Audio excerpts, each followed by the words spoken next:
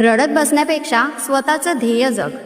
रडत बसण्यापेक्षा स्वतःचं ध्येय जग. तुझ्या स्वप्नांच्या आकाशाला दे उंच भरारी मग. डोळ्यात अश्रू ठेवून किती दिवस जगायचं.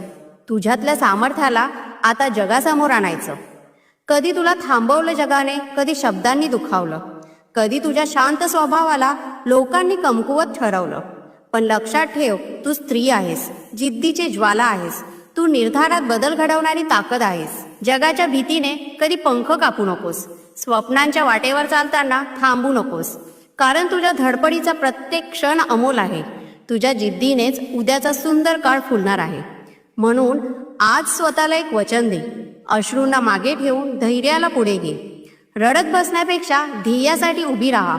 मग दिशा मिळतील, कल्पना सुचतील 10.